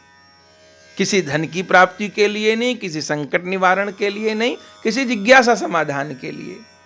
तो भगवान कह रहे हैं अर्थार्थी, आर्त, जिज्ञासु और ज्ञानी, ये 4 प्रकार के जो भक्तजन हैं वो मुझको भजते हैं। तेषाम ज्ञानी नित्य युक्त एक भक्तिर विशिष्यते प्रियो ही ज्ञानिनो अर्थमहम स च मम प्रियः। उनमें नित्य मुझ में एक ही भाव से स्थित अनन्य प्रेमी भक्ति वाला, जो प्रेम भक्ति वाला ज्ञानी भक्त है, वो अति उत्तम है। इन चारों में भी अभी सुना ना कि अर्थ के लिए भगवान को पुकारना, भक्ति करना, आर्त दुख निवारण के लिए भगवान की भक्ति करना और जिज्ञासा समाधान के लिए भगवान की भक्ति करना, इन सब में कोई ना कोई कामना है। लेकिन सर्वोत्तम भक्त कौन है? जो भगवान की प्राप्ति के लिए भगवान को भजता है, जो भगवान के लिए भगवान का भजन करता है, अन्य कामना नहीं है। तो ऐसा प्रेम भक्ति वाला जो भक्त है वो अति उत्तम है, क्योंकि मुझको तत्व से जानने वाले ज्ञानी को मैं अत्यंत प्रिय हूं। वो मुझे प्रेम करने इसका सबसे ऊंचा उदाहरण है गोपांगनाएं, जिनको ये कहा गया कि अरे तुम नंद के लाला में आसक्त हो रही हो, अरे तुम्हारा विवाह हो गया है, तुम्हारा पति है, तुम्हारा परिवार है, और किसी दूसरे पुरुष में आसक्त होगी तो तुमको नरक मिलेगा। इतना हतोत्साहित कहा गया। पर धन्य गोपियों का प्रेम। गोपी ने कहा कि जो मेरो यह लोक जाएगो और परलोक न सायरी, नंद नंदन को तई नहीं छाड़ो मिलूंगी निशान बजाएरी। अरे ये लोक नहीं, मेरा परलोक नष्ट होता हो तो हो जाए, पर नंद के लाला पे मेरा मन आ गया, अब जो होए सो होए, अब मैं नंद लाला का त्याग नहीं करूंगी। तो भगवान कह रहे हैं उनमें नित्य मुझ में एक ही भाव से स्थित, इन चारों में जो अनन्य प्रेम भक्ति वाला ज्ञानी भक्त अति उत्तम है, क्योंकि मुझको तत्व से जानने वाले ज्ञानी को मैं अत्यंत प्रिय हूं, उस भक्त को मैं अत्यंत प्रिय हूं और वह भक्त मुझे अत्यंत प्रिय है। उदारः सर्व एवैते ज्ञानी त्वात्मैव मे मतम् आस्थितः स हि युक्तात्मा मामेवानुत्तमां गतिम। ये सभी उदार हैं, परंतु ज्ञानी तो साक्षात मेरा स्वरूप ही है। सब भक्त, अभी कहा ना कि ना होने से अर्थार्थी भक्त होना अच्छा है, आर्त भक्त होना अच्छा है। संकट आया दुनिया को नहीं पुकारे, भगवान को ही पुकारे, अच्छा है। जिज्ञासा हुई तो भगवान के भजन किए, पुकारे, बहुत अच्छा है। सभी उदार है, परंतु ज्ञानी जो प्रेमी भक्त है वो तो साक्षात मेरा ही स्वरूप है। आहा, कितनी बड़ी, माने क्या नहीं भगवत गीता जी में, और स्वयं भगवान की वाणी। भगवान कहते जो प्रेमी है, जो ज्ञानी है, जो मेरा भक्त है, वो मेरा ही स्वरूप है, ऐसा मेरा मत है। क्योंकि वह मदगत मन बुद्धि वाला जो ज्ञानी भक्त है, अति उत्तम गति स्वरूप मुझ में ही अच्छी प्रकार स्थित है। इसी बात को भगवान श्रीमद् भागवत में भी कहते हैं, आचार्य माम विजानीयान वमन्येत कहरि चित्त। मेरे भक्त को, आचार्य को मेरा ही स्वरूप जानो, वो मेरा ही स्वरूप। ये भगवान गीता में भी कह रहे हैं यहाँ। बहुनाम जन्म नामन्ते ज्ञानवान माम प्रपद्यते वासुदेवः सर्वमिति स महात्मा सुदुर्लभ। भगवान कह रहे हैं वो ज्ञानी मुझको बहुत प्रिय है और मैं उसको बहुत प्रिय हूं, उस प्रेमी भक्त को। लेकिन बहुत जन्मों के अंत के जन्म में, अब कितने जन्मों से साधना करते आ रहा पता नहीं, वो जो निष्काम भक्ति है वो कठिनाई से प्राप्त होती है। हो सकता है जो आज निष्काम बना वो पहले कभी अर्थार्थी हो, पहले कभी आर्त हो, पहले कभी जिज्ञासु हो, आज वो निष्काम बन गया हो। तो बहुत जन्मों के अंत में, जन्म में, बहुत जन्मों के जो अंत में जन्म होता है, उस जन्म में तत्व ज्ञान को प्राप्त पुरुष सब कुछ वासुदेव ही है, इस प्रकार मुझको भजता है, वह महात्मा अत्यंत दुर्लभ है। माने ये भी एक यात्रा है। हो सकता है पहले वो अर्थार्थी हो, फिर आर्त भक्त बनाओ, फिर जिज्ञासु बनाओ, फिर प्रेमी भक्त बनाओ। एक बात और यहां कहेंगे, अगर अर्थ प्राप्ति के लिए भी भगवान को ही निवेदन किया गया, अपने संकट निवारण के लिए भगवान को ही निवेदन किया गया, अन्य किसी को नहीं, जिज्ञासा समाधान के लिए भगवान को निवेदन किया गया, भजन किया गया, तो आचार्य लोग कहते हैं उस भजन का अर्थ क्या होगा? अर्थ के लिए भगवान को पुकारे, भगवान से ही सहायता मांगे और किसी से नहीं। भले घर में अन्न न बचे, जैसे कि सुदामा जी की धर्मपत्नी सुशीला, तो उसका परिणाम क्या होगा? यदि अर्थ प्राप्ति के भाव से भी या आर्त मेरा संकट दूर हो जाए, इस भाव से भी भगवान के अनन्य रहे, तो परिणाम क्या होगा? उस आर्थिक अभाव की भी निवृत्ति हो जाएगी, वो जो व्याकुलता थी, जो संकट था, उसका भी निवारण हो जाएगा। और यदि एक निष्ठा अपने इष्ट देव में बनाई रखी तो उस आर्थिक संकट का तो निवारण हो जाएगा, और एक अलग से पुरस्कार ये मिल जाएगा कि आगे वाली भक्ति में हमारा प्रमोशन हो जाएगा।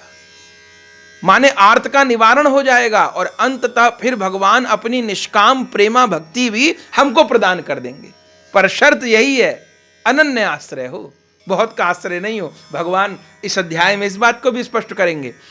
कामैस्तस्तैर हित ज्ञाना प्रपद्यन्ते न्यदेवता तं तं नियमास्थाय प्रकृत्या नियता स्वया। भगवान कहते हैं उन उन भोगों की कामना द्वारा जिनका ज्ञान हरा जा चुका है, वे लोग अपने स्वभाव से प्रेरित होकर उस नियम को धारण करके अन्य देवताओं को भजते हैं अर्थात पूजते हैं। अब जिनका हृदय निष्काम नहीं हुआ, वे विविध कामनाओं के लिए विविध देवताओं की पूजा करते हैं। अब श्रीमद् भागवत जी में भी उल्लेख है ना, जब सुखदेव जी उपदेश देना प्रारंभ करते हैं तो पूरा जिसको पुत्र की कामना है वो पितरों की पूजा करे, सुंदर पत्नी की कामना है पार्वती जी की पूजा करे, अच्छे स्वास्थ्य की कामना है तो इनकी पूजा करे, विद्या की कामना है तो इनकी पूजा, पूरी सूची गिनवाई श्री सुखदेव जी ने परीक्षित जी को। लेकिन ये सब कह के अंत में क्या कहा? अंत में कहा अकाम सर्व कामो वा मोक्ष कामा उदारधि तीव्रेन भक्ति योगेन यजेत पुरुषम परम। जिसको ये चाहिए इसका भजन करेगा, जिसको ये चाहिए उसका भजन करे। और आखिर में अकाम, जिसको कुछ नहीं चाहिए, जो अकाम है, अथवा सर्व कामा, जिसे सब कुछ चाहिए, अथवा मोक्ष कामा, जिसे अपना कल्याण चाहिए। जिसे कुछ नहीं चाहिए या जिसको सब कुछ चाहिए अर्थार्थी है, अथवा जो मोक्ष कामी है, अपना कल्याण चाहता है, उद्धार चाहता है, तो अकामा सर्व कामो वा मोक्ष कामा उदारधि तीव्रेन भक्ति योगेन यजेत पुरुषम परम। उसको तो, उन सबको तो अलग अलग देवताओं की उपासना छोड़ करके आज मैंने देवी जी को पूजा, आज मैंने गणेश जी को पूजा, आज मैंने शंकर जी में का ध्यान लगाया, सोमवार को मेरे इष्ट शंकर जी हैं, मंगलवार को मेरे इष्ट कोई और हैं, बुधवार को मेरे इष्ट कोई और हैं। इस प्रकार की अपनी भक्ति को व्यभिचार ही ना करते हुए भगवान कहते हैं, श्री सुखदेव जी कहते हैं अकामा सर्व कामो वा मोक्ष कामो उदार तीव्रेन भक्ति योगेन यजेत पुरुषम परम। तीव्र भक्ति योग के द्वारा उन परम पुरुष श्री गोविंद का ही भजन करे। तीव्र भक्ति योग के द्वारा, तीव्रेन भक्ति योगेन यजेत पुरुषम परम, उन परम पुरुष की ही आराधना करे। पर भगवान यहां क्या कह रहे हैं? यो यो याम याम तनुम भक्त श्रद्धयार्चितुमिच्छति तस्य तस्याचलां श्रद्धां तामेव विदधाम्यहम्। जो जो सकाम भक्त जिस जिस देवता के स्वरूप को श्रद्धा से पूजना चाहता है, उस भक्त की श्रद्धा को मैं उसी देवता के प्रति स्थिर करता हूं। अब जिसका भजन करेंगे, पितरों का भजन करेंगे तो पितरों में ही आपकी निष्ठा हो जाएगी, भूतों का भजन करेंगे तो भूतों में निष्ठा हो जाएगी, और यदि आप किसी स्वर्ग के देवता का भजन करेंगे तो उनमें निष्ठा हो जाएगी, किसी ग्रह का भजन करेंगे तो अभी उनमें निष्ठा हो जाएगी। और भगवान आगे कहेंगे जिसका भजन करेंगे अंततः उसको ही प्राप्त करेंगे आप। अब करिए ग्रहों का भजन तो ग्रहों के लोक में ही रहिएगा, करिए देवताओं का भजन तो वे भी माया के अंतर्गत आते हैं, बहुत पुण्य होने पर भगवान देवता ही बना देते हैं। लेकिन स्वर्ग लोक तक, ब्रह्मा जी के लोक तक माया है, ब्रह्मा जी के लोक तक माया है। जितने मानसिक रोग इस पृथ्वी पे हैं उतने ही स्वर्ग में हैं, उतने ही और देवताओं के लोकों में हैं। एकमात्र जो भगवान के नित्य धाम है, श्री वैकुंठ, श्री साकेत और श्री गोलोक, ये तीनों धाम भगवान की माया से निरंतर मुक्त हैं। तो भगवान कह रहे हैं कि जो देवताओं की श्रद्धा पूर्वक पूजा करता है मैं उसकी श्रद्धा वहीं स्थिर कर देता हूं। अब ये तो मेरा स्वभाव है, जो जिसको चाहेगा जाको जा पर सत्य स्नेहु सोत ही मिले न कछु संदेहु। गोस्वामी तुलसीदास जी कहते हैं जिसका जिस पर सत्य स्नेह वो उसको प्राप्त करेगा, तो मैं उसकी श्रद्धा को वहीं स्थिर कर देता हूं। लेकिन उन देवताओं को शक्ति कहां से प्राप्त है, इस बात का भगवान यहां उद्घाटन कर रहे हैं। सतया शुद्धया युक्तस्तस्याराधनमीहते लभते च ततः कामान मयैव विहितान ही तान। वह पुरुष उस श्रद्धा से युक्त होकर उस देवता का पूजन करता है, वह पुरुष उस श्रद्धा से युक्त होकर उस देवता का पूजन करता है और उस देवता से मेरे द्वारा ही विधान किए हुए उन इच्छित भोगों को निसंदेह प्राप्त करता है। माने अर्थ की कामना थी, धन की कामना थी या किसी संकट से छूटने की कामना थी, तो अर्थ की कामना से किसी और देवता की पूजा की, तो भगवान कह रहे हैं उस देवता की आड़ में उस पूजन करने वाले की इच्छा की पूर्ति मैं ही करता हूं। क्यों? क्योंकि सब देवता किसकी शक्ति से शक्तिमान है? भगवान की। अभी सुना ना, ईश्वर परम कृष्ण सच्चिदानंद विग्रह अनादिरादि गोविंद सर्व कारण कारणम, ये ब्रह्मा जी के मुख का वाक्य है। सब कारणों के कारण तो वे हैं, सब ईश्वरों के ईश्वर वे हैं, सब देवताओं के देवता गोविंद हैं। तो किसी देवता से भले संकट निवारण की प्रार्थना की, भले धन प्राप्ति की प्रार्थना करी, तो उस देवता के रूप में भगवान ही उसके कष्ट का निवारण करते हैं, उसकी जो इच्छा है, कामना है, उसकी पूर्ति करते हैं। लेकिन नुकसान क्या होता है, अभी भगवान आगे वाले श्लोक में कहेंगे। अरे जब भगवान ने ही अर्थ की इच्छा पूरी करी थी तो अर्थार्थी भक्त ही बन जाते ना, व्यभिचारी क्यों बने? यदि उस देवता को किसी दूसरे देवता को पुकारने पर श्री कृष्ण ने ही उसकी आर्त का, संकट का नाश किया, तो इससे तो सीधे सीधे श्री कृष्ण को पुकार लेते ना, कम से कम आर्त भक्त तो बन जाते। लेकिन ऐसा नहीं किया तो परिणाम क्या होगा? बहुत ध्यान देने योग्य बात है। अंतवत्तु फलम तेषाम तद्भवत्यल्पमेधसाम देवान देवयजो यान्ति मदभक्ता यान्ति मामपि। परंतु उन अल्प बुद्धि वालों का वह फल नाशवान है। क्यों? तथा वे देवताओं को पूजने वाले देवताओं को प्राप्त होते हैं। अब देवताओं को पूजे ना, भले देवताओं को पूजने पर उस इच्छा की पूर्ति उस देवता के माध्यम से भगवान ने की, पर भगवान को नहीं पूजा ना, भगवान को नहीं चाहा ना, श्री कृष्ण की भक्ति नहीं की ना, किसी ग्रह के चक्कर में पड़े रहे ना जीवन भर, या किसी देवता या किसी टोना टोटका या किसी श्री कृष्ण के अतिरिक्त जिसको भी पूजा, तो उस देवता को पूजने वाले उस देवता को प्राप्त होते हैं।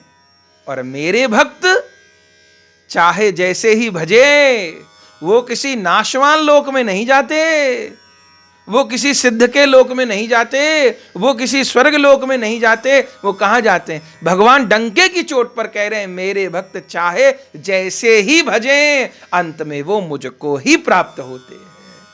तो भैया क्यों दुर्गति करी जाए? एक का होके रहने में अचमत भी है, एक ही आस्थाने पर इज्जत भी है। एक ही आस्थाने पे सर झुक गया, दर बदर सर झुकाने से क्या फायदा। एक का होके रहने में इज्जत भी है, एक ही आस्थाने पे अजमत भी है। किसी भक्त के वाक्य हैं। तो क्यों बार बार किसी की पूजा में प्रवृत्त हुआ जाए? अब इस विषय में एक बात और स्पष्ट करनी है। इसका अर्थ कोई ये न समझ ले कि शंकर जी को प्रणाम नहीं करना है, कि शंकर जी का जलाभिषेक नहीं करना है, कि दुर्गा जी को प्रणाम नहीं करना है, कि गणेश जी को प्रणाम नहीं करना है। खूब करना है।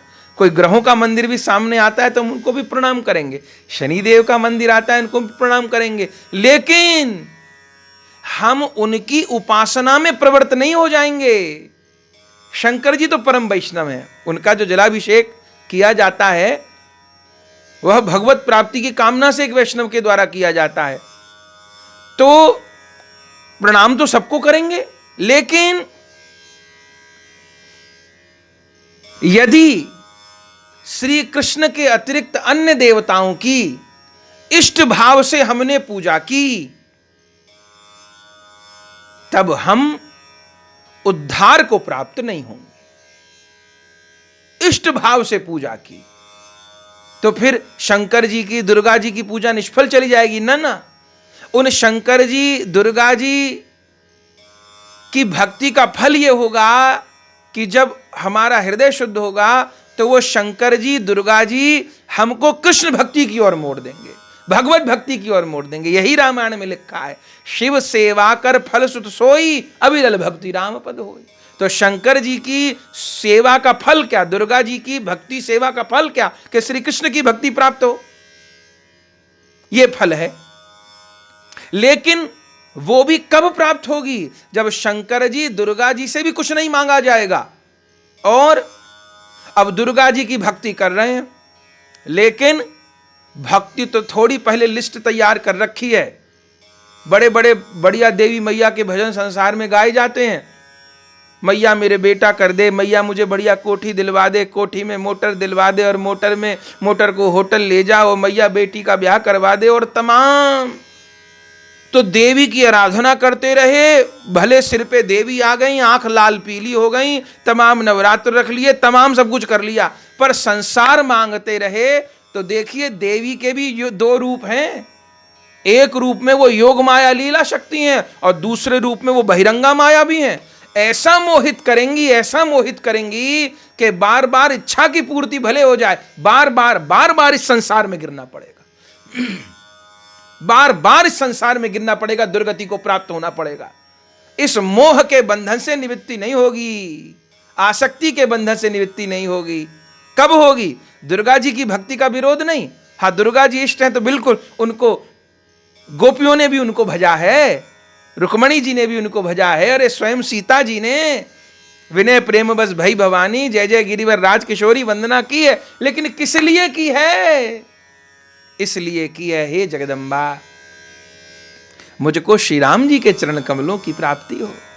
गोपियों ने भी दुर्गा जी की भक्ति की है। भागवत जी में लिखा है, कात्यायनी महामाये महायोगिन्नधीश्वरी पर क्यों नंद गोप सुतम देवी पतिम में कुरुते नमः।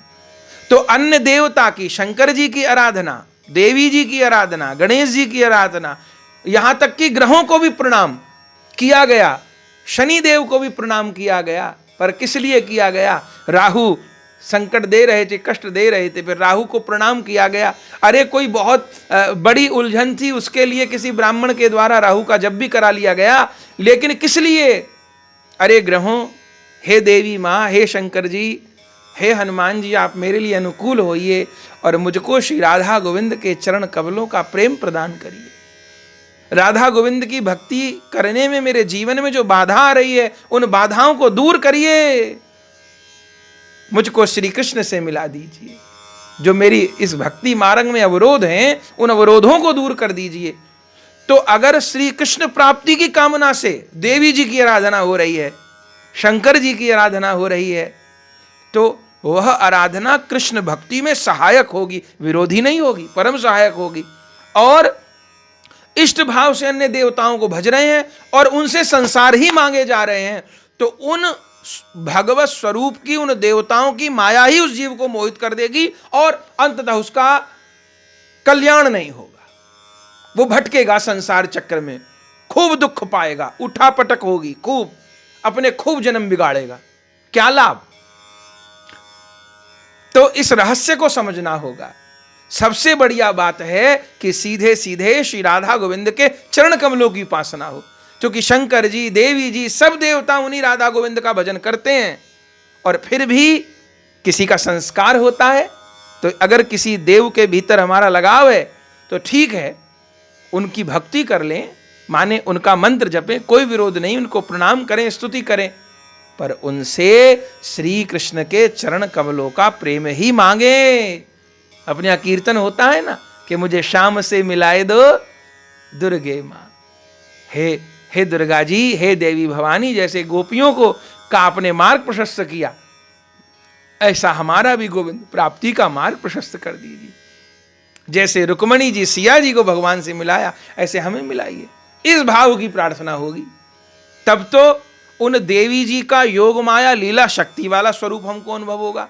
और उनसे उनका जो हार्द विषय है श्री कृष्ण प्रेम, उसको नहीं मांगा, संसार मांगते रहे, तो उन देवी का वो योग माया स्वरूप, कृपा वाला स्वरूप तो दब जाएगा, और जो उनका माया वाला स्वरूप है, महामाया वाला जो स्वरूप है, वो प्रकट हो जाएगा और जीव और मोहित हो जाएगा। और ये केवल कहने की बात नहीं, आप देख लीजिएगा, आप देख लीजिएगा।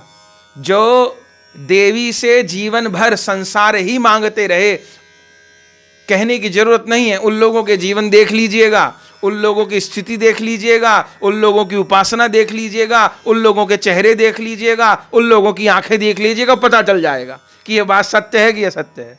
किसे कहने की जरूरत नहीं। जो लोग देवी का केवल कामनाओं से भजन करते हैं, देवी ही क्यों, शंकर जी का केवल कामनाओं के कारण भजन करते हैं, अथवा गणेश जी का कामनाओं से भजन करते हैं, बालाजी का कामनाओं से भजन करते हैं, उनकी स्थिति देख लीजिएगा, भूत जैसे हो जाते हैं। देख लीजिए बालाजी में जाकर के क्या हाल होता है। देख लीजिए जो देवी से केवल संसार मांगते हैं, कैसा उनका हाल होता है। देवी जी को प्रणाम करने की मनाही नहीं, खूब प्रणाम करिए, वो तो जगत माता है, सब जीवों की मां है। शंकर जी को खूब प्रणाम करिए, हनुमान जी को खूब प्रणाम करिए, प्रतिदिन हनुमान चालीसा का पाठ करिए। हम स्वयं करते हैं, वैष्णवों को करने के लिए आग्रह करते हैं, लेकिन इस बात को नहीं भूलना है कि सबसे केवल केवल केवल अपने इष्ट देव का प्रेम मांगना है, इष्ट प्राप्ति का वर मांगना है। बहुत सुंदर बात यहां भगवान निवेदन कर रहे हैं, बता रहे हैं, आज्ञा कर रहे प्रभु। अव्यक्तम व्यक्तिमापन्नम मन्यन्ते मां बुद्धय परम भावम जानन्तो ममाव्ययम नुत्तमम। बुद्धिहीन पुरुष जो मेरे अनुत्तम अविनाशी परम भाव को न जानते हुए मन इंद्रियों से परे मुझ सच्चिदानंद घन परमात्मा को मनुष्य की भांति जन्म कर व्यक्ति भाव को प्राप्त हुआ मानते हैं, माने मुझको अविनाशी नहीं मानते, यही मानते हैं कि मैं भी जैसे संसार में अन्य लोगों का जन्म होता है, मेरा भी जन्म कर्म ऐसा ही है, ऐसा मानते हैं। तो क्या होता है, नाहम प्रकाशः सर्वस्य योग माया समावृतः मूढ़ोऽयं नाभिजानाति लोको मामजमव्ययम्। अपनी योग माया से छिपा हुआ मैं सबके प्रत्यक्ष नहीं होता। माने जो संसारिक भाव में ग्रस्त हैं, भगवत अपराधी हैं, तीन गुणों में ही ग्रस्त हैं, वो जैसे अपने को मानते हैं कि हमारा जन्म होता है, ऐसे भगवान का भी जन्म होता है, ऐसे भगवान के भी कर्म है, ऐसा मान लेते हैं। आजकल के जो निराकारवादी हैं वो ऐसे ही बोलते हैं। वो कहते हैं कि बड़े रामकृष्ण भगवान थोड़ी हैं, हाँ वो कोई महापुरुष थे, उनमें विशेष शक्ति थी। तो भगवान कह रहे हैं कि वो मुझे नहीं मानते, अपनी योग माया से छिपा हुआ मैं सबके प्रत्यक्ष नहीं होता, इसलिए यह अज्ञानी जन समुदाय मुझ जन्म रहित अविनाशी परमेश्वर को नहीं जानता, अर्थात मुझको जन्मने मरने वाला समझते हैं।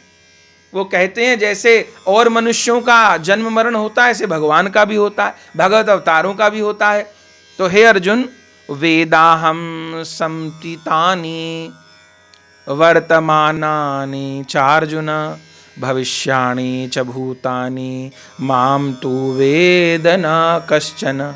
हे अर्जुन, पूर्व में व्यतीत हुए और वर्तमान में स्थित और आगे होने वाले सब भूतों को मैं जानता हूं, परंतु मुझको कोई भी श्रद्धा भक्ति रहित पुरुष नहीं जानता। भगवान कह रहे हैं मैं योग माया के द्वारा, लीला शक्ति के द्वारा अपने को आच्छादित करता हूं, और वो अज्ञान से मोहित प्राणी मुझे मेरे भी जन्म कर्म को सामान्य मान लेते हैं और भक्ति करते नहीं। जैसे संसार में आजकल पढ़े लिखे कहते हैं, अरे किसने देखा भगवान को, हम तो देखेंगे तब मानेंगे। यह तर्क बहुत अनुचित है। अरे कोई किसान ये कहता है कि मैं पहले फसल काट लूंगा तब बीज बोऊंगा। कोई विद्यार्थी ये कहता है कि जब मैं पास हो जाऊंगा तब मैं पेपर दूंगा। कोई ये कहता है कि पहले मैं पुत्र को जन्म दूंगा तब मैं उस स्त्री से शादी करूंगा। नहीं तो कोई ये कहता है पहले मैं पेट भर लूंगा तब मैं भोजन करूंगा। ये तो नहीं, ऐसी कोई बात कहे तो उसको महामूर्ख कहेंगे।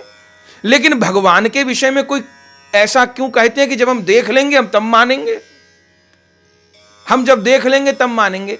अरे उनकी प्राप्ति का जो साधन हमारे शास्त्रों में बताया गया है, पहले उससे चलना पड़ेगा ना, सच्चाई से उस विधि के अनुसार किसी योग्य गुरु के सानिध्य में उस प्राप्ति के मार्ग पर चलना होगा ना, और फिर अनुभव भी होगा अपनी योग्यता के अनुसार।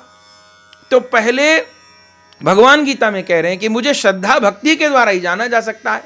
तो पहले श्रद्धा और भक्ति वाले कोर्स को पूरा करना होगा ना, फिर भगवान अपने आप को जना भी देंगे। सोई जाने ही जय देव जनाई, और जानत तुम्हें हो जाए, फिर वो तुम्हारा ही हो जाएगा जब वो अपने आप को जना देंगे। पर जो श्रद्धा भक्ति है नहीं, भगवान को जानना चाहते हैं, उनके प्रयास निष्फल होंगे, क्योंकि भगवान कहते हैं मैं श्रद्धा भक्ति के द्वारा ही जाना जाता हूं। श्रद्धा भक्ति उनमें होती नहीं, तब वो बेचारे अज्ञान में मोहित होकर के मेरे जन्म कर्मों को भी मनुष्यों के समान मानने लग जाते हैं।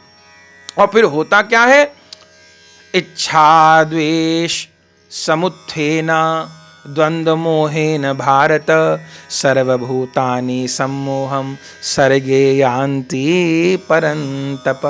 हे भरतवंशी अर्जुन, संसार में इच्छा और द्वेष से उत्पन्न सुख दुखादि द्वंद्व रूप मोह से संपूर्ण प्राणी अत्यंत अज्ञता को प्राप्त हो रहे हैं। अब जो बेचारे अज्ञता को प्राप्त हो रहे हैं, उनके लिए मैं क्या कहूं, वो कैसे मुझे भजें। ये शाम त्वंतगतम पापम जनानां पुण्य कर्मणाम ते द्वंद्व मोह निर्मुक्ता भजन्ते माम दृढ़व्रता। परंतु निष्काम भाव से श्रेष्ठ कर्मों का आचरण करने वाले जिन पुरुषों का पाप नष्ट हो गया है, निष्काम भाव से श्रेष्ठ कर्मों का आचरण करने वाले जिन पुरुषों का पाप नष्ट हो गया है, वे राग द्वेष जनित द्वंद्व रूप मोह से मुक्त दृढ़ निश्चयी भक्त मुझको सब प्रकार से भजते। राग द्वेष नष्ट हो गया, भगवान के चरणों में ही अनन्य भक्ति उत्पन्न हो गई, तो वे भक्त मुझको दृढ़ भाव से भजते हैं। और फिर जरा मरण मोक्षाय मामाश्रित्य यतन्ति ये ते ब्रह्म तद्विदु कृत्सन मध्यात्मम कर्म चाखिलम। जो मेरे शरण होकर जरा और मरण से छूटने के लिए यत्न करते हैं, मेरे शरण होकर जरा और मरण से छूटने के लिए यत्न करते हैं, वे पुरुष उस ब्रह्म को, संपूर्ण अध्यात्म को, संपूर्ण कर्म को जानते हैं।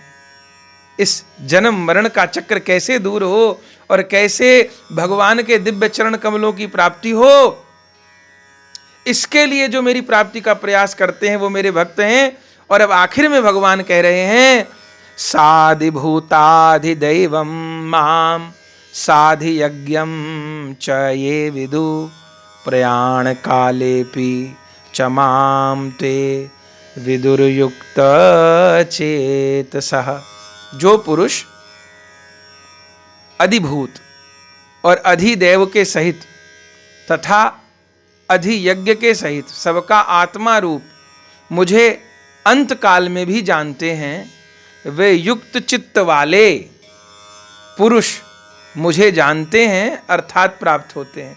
माने अंत काल में भी भगवान के चरण कमलों में निष्ठा उत्पन्न हो जाए, वे ही मेरे आश्रय हैं, वे ही सब जीवात्माओं के भीतर स्थित हैं। इस भाव की अंतिम समय में भी यदि स्मृति हो जाए तो भगवान कह रहे हैं वे मुझको प्राप्त हो जाते हैं। ये 30वां श्लोक है और इसके साथ भगवान इस दिव्य ज्ञान विज्ञान नामक योग में, जिसमें अपनी व्यापकता का भी परिचय दिए और देवताओं की पूजा करने वालों की कामना भी मैं पूरी करता हूं, लेकिन मेरे स्वरूप को न मान करके सकाम भाव से अलग अलग देवताओं की पूजा अर्चना में लगे रहते हैं, तो देवताओं के लोगों को प्राप्त होते हैं, उद्धार नहीं होता, मोक्ष नहीं होता, आवागमन के चक्र से नहीं छूटते, मेरे लीला सुख धाम की प्राप्ति नहीं होती। पर जो मुझको भजते हैं, जैसे भी भजते हैं, उनको अंततः मेरे ही धाम की प्राप्ति होती है। उनकी अवश्य माया निवृत्ति होती है, दुख निवृत्ति होती है, परम सेवा सुख की प्राप्ति होती है। इस ज्ञान विज्ञान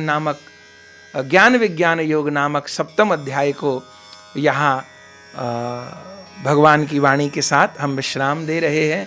तो इस 7वें अध्याय का हमने आस्वादन प्राप्त किया। अब आगे 8वें अध्याय में भगवान की दिव्य वाणी को हम श्रवण करेंगे। आज यहीं अपनी वाणी को विराम देते हैं। प्रेम से कहिए जय जय श्री राधे। श्री गुरु प्रेमानंदे निताई गौर हरि बोल।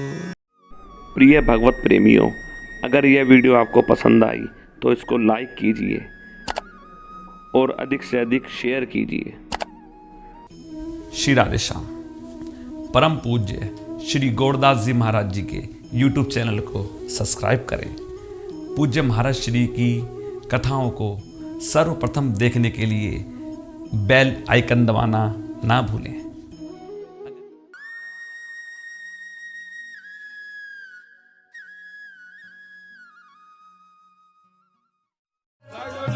गौरांग श्याम हरे कृष्ण हरे राम, गौरांग श्याम हरे कृष्ण हरे राम, गौरांग श्याम हरे कृष्ण हरे राम, गौरांग श्याम हरे कृष्ण हरे राम, गौरांग श्याम हरे कृष्ण हरे राम, गौरांग श्याम हरे कृष्ण हरे राम, गौरांग श्याम हरे कृष्ण हरे राम, गौरांग श्याम हरे कृष्ण हरे राम, गौरांग श्याम हरे कृष्ण हरे राम, निताय गौरांग श्याम हरे कृष्ण हरे राम, भजो निताय गौरांग श्याम हरे कृष्ण हरे राम, भजो निताय गौरांग श्याम हरे कृष्ण हरे राम, भजो निताय गौरांग श्याम हरे कृष्ण हरे राम, भजो निताय गौरांग। श्री वृंदावन धाम में श्री बांके बिहारी जी के मंदिर से 1 किलोमीटर की दूरी पर अटल्ला चुंगी के निकट परम पूज्य श्री गौरदास जी महाराज जी के आश्रम श्री गौर कृपा धाम का हम दर्शन कर रहे हैं, जहां श्री निताई गौरांग देव, श्री राधा गोविंद देव, श्री गिरिराज जी श्री मंदिर में विराजमान है, जहां विधिवत अष्टायाम ठाकुर जी की सेवा हो रही है और प्रत्येक एकादशी वैष्णव साधुओं द्वारा अष्टप्रहर हरिनाम संकीर्तन होता है और कथा सत्संग हॉल एवं भक्तजनों के ठहरने के लिए एसी एवं नॉन एसी कमरे के साथ भोजन प्रसाद की उत्तम व्यवस्था सुलभ है। यदि आप परम पूज्य श्री गौरदास जी महाराज जी के आश्रम श्री गौर कृपा धाम में ठहरना चाहते हैं या कोई जानकारी प्राप्त करना चाहते हैं तो संस्था के नंबरों पर संपर्क कर सकते हैं। हमारा नंबर है 9958163312।